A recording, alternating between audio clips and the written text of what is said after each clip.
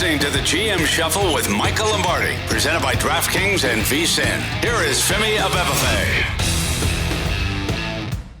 Welcome to another edition of the GM Shuffle with Michael Lombardi, presented by DraftKings and VSiN. I'm your host, Femi Abebefe. As always, make sure to subscribe, rate, and review wherever you get your podcasts. Our producer, Elliot Bowman, with us on the ones and twos. Michael, it's been a while since we've talked about my favorite team, the Dallas Cowboys. America's quarterback, Dak Prescott, making some headlines there. There's a lot of pressure down in the DFW area. You got the Stars in the Western Conference Final in the hockey. You got the Mavericks in the Western Conference Finals in the NBA. The Rangers won the World Series last year. Everyone's beating down at the Star at Frisco saying, Cowboys, what the hell are we doing here? A lot of pressure for the Dallas Cowboys, and a lot of pressure for Dak Prescott, who's entering a contract year. And who is this guy, Kyrie Irving? I mean, when did he become? He just changed who he is, right? I mean, he went down the bat pole and came out somebody completely different. My Lord, it's fun to watch. That left hand he has, Femi. I bet you had that up in Washington. Did you have that at Seattle? That left hand he's got. How about when he can go from left hand to right hand? I mean, somebody told me, I think it was my man Zach, who's now at the University of St. Louis. He told me that he was the best player he ever watched in his life. And I never really, because I couldn't get past the personality of him.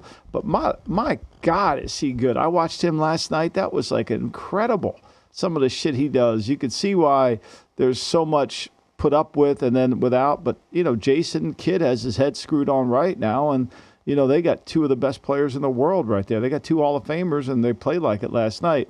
As for the Dallas Cowboys, they got a bunch of guys who could be in the Hall of Fame, but they're not. I don't know if they're going to get their contracts worked out. I mean, the Dak thing blew me away when I read that, Femi. I mean, what was your being a Cowboy historian and fan? What was your thoughts? Well, my thought was, Dak, you can always sign for less money if you would like, if you're not playing for the money. But as we know, Dak Prescott, he's not a dumb guy. He can count. He wants to get his money. And I don't even fault him for that. Sure. If I was in Dak Prescott's shoes, I would say the same exact thing. Hey, I'll say what. Let's just play the soundbite here. Then we'll give our full thoughts on it. For those who don't know, Dak Prescott at Cowboys OTAs was asked about the contract negotiations. Here's what he had to say. We'll react on the other side. I don't play for money. Never have, never cared for it, to be honest with you. Would give it up just to play this game. So business is business. I'll leave it where it gets handled. Right now it's about being my best for this team right now in this moment. OTAs helping these guys out and just focused on that. So I allow that to the business people to say what it's worth, what they're supposed to give a quarterback of my play, a person of my play, leader of my play, I guess you can say. And for me, it's about, as I said, control. I can control and handle that part, and the rest will take care of itself. Doesn't play for money, but hasn't signed yet. But see, that's the quote that's getting quoted. But what he's saying is, he's really saying that he loves the game of football. In fairness to Dak here, and his business people handle the contract. And what he also added in there, that little quip where he said, a player of my ability to get paid based on my. I mean, he understands that his play equates to money. Because when you listen to the quote, he's basically saying, I only play because I love to play. But in reality, the money is a respect towards your play. It's a demonstration of respectfulness towards your ability and your talent and what you've done, which he then adds on to. So, in one sense, you could say that the headline's going to be, I don't play for money, but the reality of it is what he's saying is, I come to play, I let my business people handle the money. Yeah. And they tell me what to do. So what he's really doing is divorcing himself of the negotiation. That's really what he's doing. And we're going to take it that, and people are going to make fun of him. But in fairness, he's just saying, I hired these guys to handle my contract, period. End of story. I'm going to focus on playing football, the game I love. I think he just said it wrong to me. He said it in a way to where it becomes disingenuous because we're all going to make fun of him about, we all know you play, everybody plays. I mean, it's like you don't work at DraftKings or VSiN for free. I don't either, right? No. It's a way, we have to get paid, but you let your agent handle the contract. Yeah. And like I said, in fairness to him, when he says to my level of play, we talked about it in the last pod. He was second in the league in QBR, only behind Brock Purdy. He's coming off of his best season. So if you're Dak Prescott coming off of your best season, it's hey, internally, I'd be saying, why do I need to take the pay cut? Now, in terms of from the team standpoint, it becomes a little bit trickier to build the roster, which is what Jerry Jones and Stephen Jones have been talking about this whole offseason and saying, hey, like, due to certain cap constraints and guys who we have in line, whether it's Dak Prescott or CeeDee Lamb or Micah Parsons, we can't be that active. And as a fan, I kind of roll my eyes at that because I said, hey, when you guys had cap space, you didn't do anything, and now you're still not doing anything. So it's like, this is a little bit disingenuous. But hey, like, these are some big money contracts that those guys are going to get, and they're in line to get coming off all pro seasons. And it's sort of kind of cap strapped the Cowboys, at least for the 2024 season. I guess, would you, if you were running the Cowboys, be comfortable paying Dak Prescott that $55-60 million contract that he's probably going to get, whether this offseason or next offseason? No, but I don't think they have an alternative, right? I don't think they have an alternative. Look, I've always said this about Dak. I think if he throws it under 35 times and he's managed, he had his best year with McCarthy, even better than what he had with the great Kellen Moore. So, he's had a good season. And a lot of the times he gets blamed for crap that's not his fault. Steele doesn't block Hassan Riddick and the red zone and the offensive line issues. And is he perfect? Of course he's not perfect, but nobody's perfect. I mean, he played really well.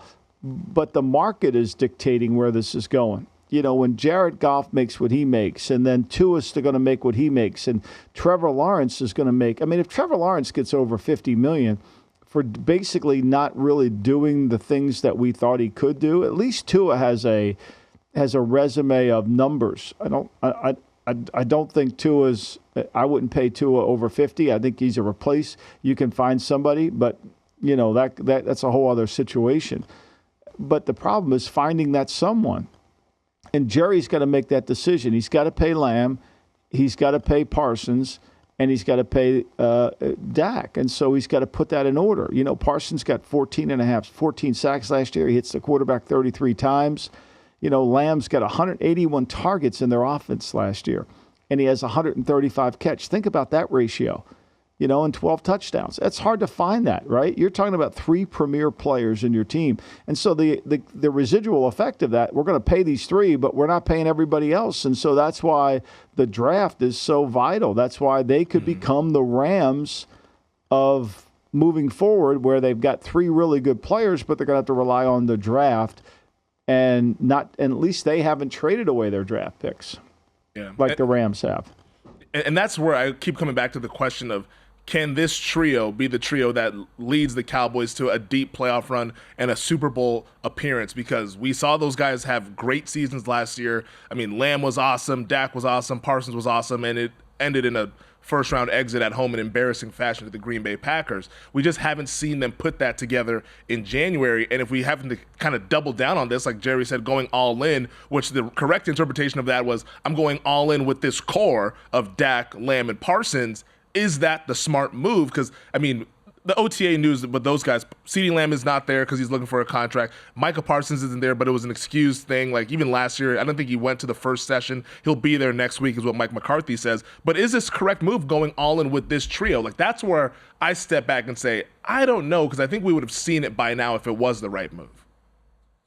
Well, I mean, if Jerry felt like his organization was headed on the right trajectory, he would have extended Mike McCarthy. There's obviously some doubts. It took a long time to get Mike Zimmer's contract done, partly because I'm not sure Jerry's looking into his crystal ball and saying, if things are not good next year and I have to blow this up, I don't want to be paying a bunch of coaches to not work. Because if I have to hire a new coach, that could be the case. So I think there's some apprehension in there. And then the comments that we get coming out about Trey Lance and how they're excited to see Trey Lance, that might lend itself down to maybe they want to see if they can go with Trey Lance and let Dak become a free agent and let somebody else, probably the Falcons will sign him because they could use another quarterback. I mean, who could only go with 2 quarterbacks right now if you're the Falcons? I mean, you've won all those Super Bowls. You might as well add another quarterback. I think, to me, that would be something you have to look at, right? If they think Lance is the guy, they gave up they obviously had good scouting reports on Lance. They liked Lance. They gave away a draft pick for Lance. I mean, Jerry has been reluctant to go through that change at his age because he doesn't want to do it. Maybe he would. I don't know. But I know they've been trapped by contract. But I say Lance plays like he could be the guy. and they let Dak walk. And now you got a ton of cap room to build your team around him because Lance is still on a rookie deal. Yeah, Trey Lance. Well, they'd have to make a decision. They didn't pick up the fifth-year option, which, breaking news, we all figured that would happen after they made the trade for him. So this is the final year of his contract, and maybe you can restructure something similar to what Green Bay did with Jordan Love, or you can get something on a little bit more of a team-friendly deal. But they've already come out and said that Trey Lance is going to get a lot of work throughout OTAs, minicamp, a lot of work in the preseason. I'm expecting the preseason to sort of be a little bit of like, hey, Trey Lance, like, show us what you got. You've now been in the system for a year. Show us what you got. Let's see if you can build on this, or if somebody gives us a trade offer and maybe we can flip this for something else. I think that this is going to be a really, really big offseason for Trey Lance, a guy that we've only seen still play how many games? 5 games or so in the NFL? It's not a whole lot of data that we have to work off of with Trey Lance. No, but they've watched him practice every day. And so they've got to see that, right? Now, they have the ability to watch that and to think and say, okay, here's where we go. I mean, Cooper Rush is essentially the backup, and he dresses for all the games, So I don't know if they would put him in, but could he beat Cooper Rush out? That would free up some cap room for them. Because remember, they signed Cooper Rush back. Not that they paid him a lot of money, but they did, and he threw 24 passes for him last year. So it isn't like they used him a lot, especially, late in the season. Late in games when they had the lead. So, that's the alternative, right? When you get sick and tired of paying a lot of money for somebody who doesn't deliver a playoff or a Super Bowl win, you're sitting there saying, like the Minnesota Vikings, look, we've had enough. Okay, we've paid all this money. It's not working. We got to try to change the dynamic of who we are. We're going to zig when everybody else is zagging or something. Yeah, I think that's the... I don't think... Look, I'm not a Lance fan. I wouldn't go down that road.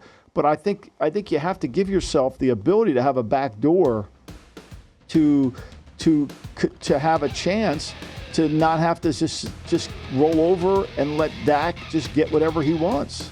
Yeah, and I think that's kind of the next iteration of team building. The Minnesota Vikings have already kind of did it. They said, we're not going to do the Cousins thing.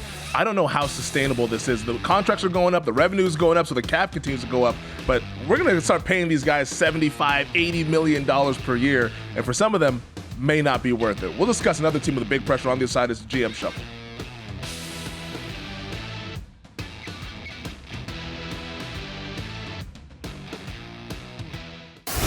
You're listening to the GM Shuffle with Michael Lombardi, presented by DraftKings and VSiN. Here is Femi Abebefe.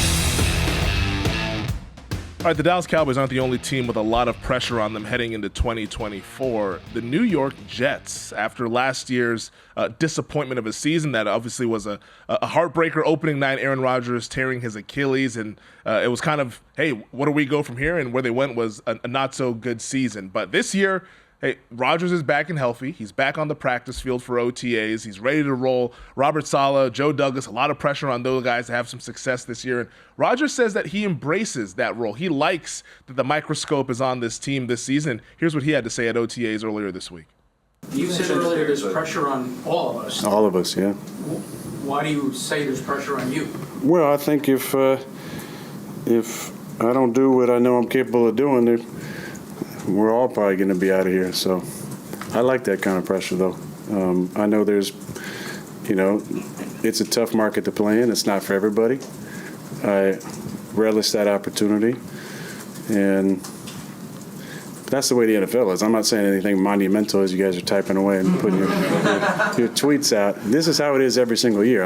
You might not say it, but as you get older in the league, if you don't perform, they're going to get rid of you or bring in the next guy to take over. It happened in Green Bay. So, and I'm, a few years older than I was back then. So I expect to play at a high level.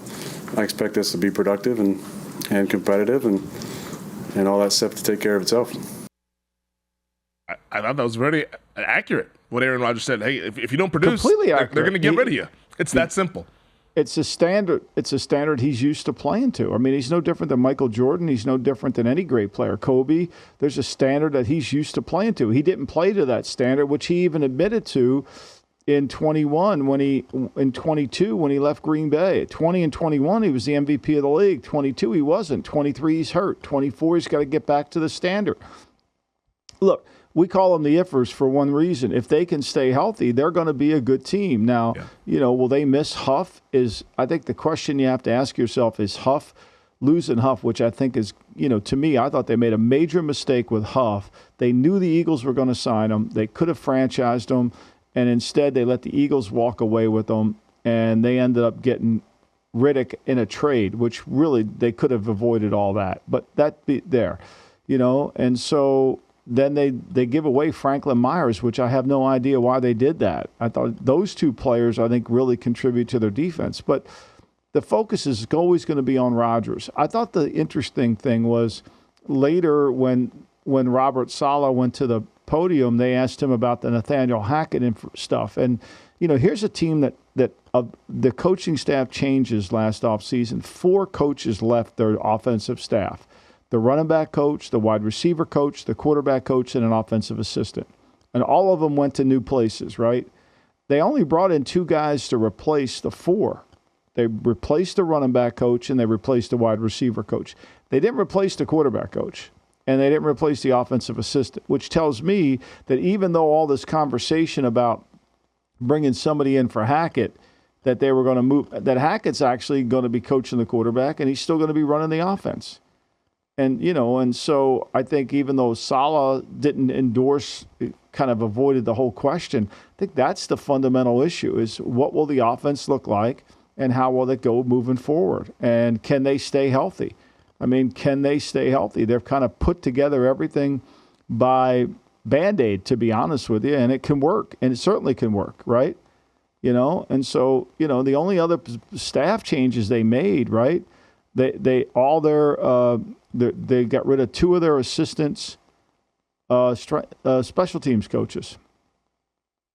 Yeah. And they promoted a guy. So it sounds like Woody was involved there. It sounded like Woody said to Saleh, his staff's too big. Because they get rid of 2 special teams assistants, Leon Washington and another coach, and they have the game management guy come over to help in special teams. So they've cut down the staff, right, which probably was too big anyway. But the interesting thing is they didn't put a quarterback coach in. So the direct contact between Hackett is going to be Hackett to Rodgers, which is what Rodgers probably wants.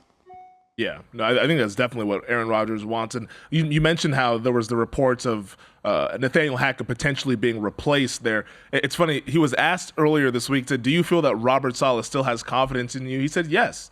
So Nathaniel Hackett, who I think is just naturally a positive guy. I think anybody who watched the Hard Knocks last year, you can see that, hey, this is a positive person. He's going to try to see the things through glass half full versus half empty. But, we talk about pressure. I think there's a lot of pressure on that guy to do his job well. And maybe he will. Maybe he finally has his quarterback healthy and now they can go all systems go similar to the MVP years in Green Bay. But it's a lot of if that we've talked about with this team. But if it all does kind of work out and they do stay healthy, I think they can be a contending team in that AFC. Like, they have as much talent as anybody in that conference, and they have a quarterback who's been there and has done it. It's been a while, but he's been there and he's done it before in the past.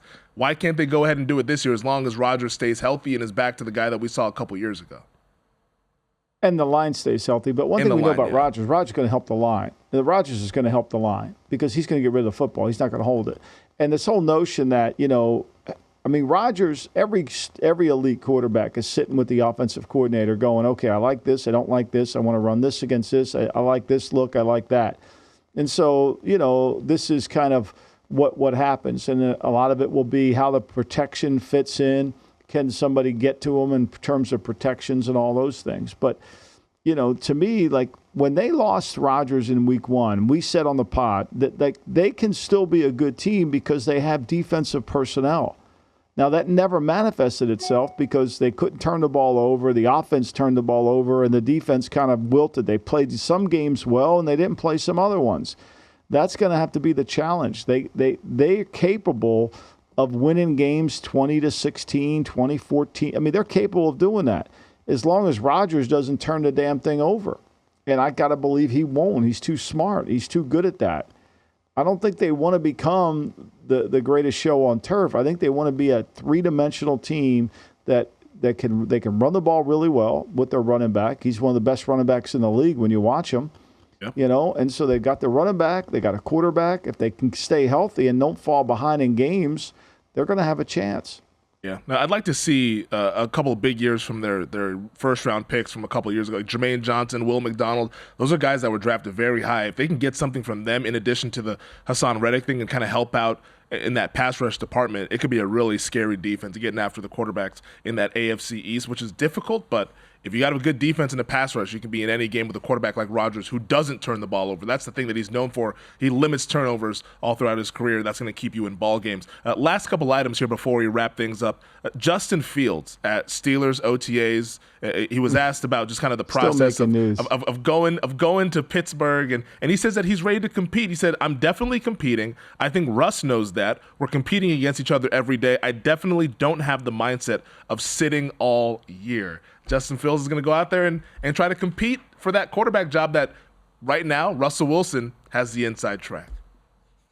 Well, and I think it's the right thing, right? I mean, what else would you expect him to say? What is he going to say? Well, I'm just going to hold the clipboard here. I just can't plan on. I mean, come on. It's like, of course you got to learn how to compete. And he's got to use his skill, and it's going to have to be how does he adapt to the new offense, and then when he gets an opportunity, it goes back to that Brady story. You get a chance to get in the game, you got to make the most of it if you're Justin Fields. You're in your last year of your contract, right? To me, the best thing that can happen to him is just focus on just being the best version of himself. There's no pressure. He's no longer has to be the MVP of the league like a lot of people were trying to give him. Yeah, you don't have to be the savior for the Chicago Bears franchise. You can go out there and just working on your development. Do you think we actually see him on the field if Russell Wilson is healthy and playing well? Like, would they ever have any packages for Fields using his athleticism? Yeah, and there was talk about him being a kick returner, is what Jaylen Warren was saying earlier this offseason. Would they ever have a Fields package to use his athleticism? I think they would. They should, especially in the red zone, where he's got the ability to run with it, right? And you could, there's certainly things you could utilize with all these quarterbacks that kind of, when you get down that red zone, when it gets tight down there. Now, the thing is, they have Cordell Patterson, who's kind of that joker guy. Yeah. He's the jack of all trades, and he can run it. So, if they didn't have Patterson, I would say he could be a quasi kind of Cordell Patterson type player. But look, the problem is you put him in the game and he gets hurt. Now you don't have a backup quarterback. You don't want to just utilize him in that sense. Whereas Cordell Patterson, he was part runner, part receiver. I mean, the Patriots moved him to running back, really. Minnesota, when they drafted him, were just trying to run screens and flips to him and reverses because they couldn't get him to really get into the passing game. He made himself into a runner in New England. He was dynamic. I mean, he's hard to tackle. Fields is hard to tackle, too. Yeah, Patterson's one of those guys. When they changed the kickoff rule, I instantly thought of him. I said, oh, this is going to be fun. Cordell Patterson, because he's as dynamic a kick returner as you'll find in the NFL. And when he has the ball in his hands, it might take, like, you might not want to throw the football to him, but just get him the ball in his hand, and he's going to make some people miss, and he's very dynamic after contact. Last thing before we leave here on this podcast, Roger Goodell, commissioner of the NFL, addressing the potential 18-game schedule at the spring league meeting this week, said the key thing for us is looking at making sure we continue to do the things that make our game safer. 17 games is a long season, so we want to make sure we look at that and make sure that we continue the safety efforts. We would do it in the context of reducing the number of preseason games. We think that's a good trade. Less preseason games and more regular season games. I think most anybody would think that was beneficial. Sounds like more money. Right, what it sounds like. But it sounds like a lot more fun. But here's the problem. This is why I think they should instill a play count on certain play. If you want to maintain safety, then players should have, not quarterbacks, not kickers, not punters, but they should have a play count on you. And so your play count is reflective on the average of a 16-game schedule. And then it's on the coaches to figure out how to manage that. It's like the NBA. Not everybody plays 48 minutes in the NBA. They have load management. God, we know that, right? So, why not have a play count? Like, this player can only play X amount of plays. It's easy. The only position that becomes hard with are the positions of wide receiver, of defensive linemen and offensive linemen, because they're in contact every play. Where you could, if you have a backup safety, you put him in for 8 plays a game. All of a sudden, now that 8 plays over 18 weeks, if he's playing that, he's cutting that guy's plays way down. To me, when you compare a preseason game to a regular season game, it's apple to an orange, because the regular season game, the players are playing. The preseason game, if they play 10 plays, it's a lot. And the preseason rosters are also 90 versus the 53 for the regular season. Right. So it's a little bit different in that regard. I don't know if we have enough offensive linemen to cut down on their snaps. We already struggle as is up front on the O-line, but that's another story for another day. That does it for this edition of the GM Shuffle podcast. Thank you to our producer, Elliot Bowman, with us on the Memorial ones and twos. Have a safe and happy Memorial Day weekend. We'll be back with you guys on Monday for another edition here on the DraftKings Network.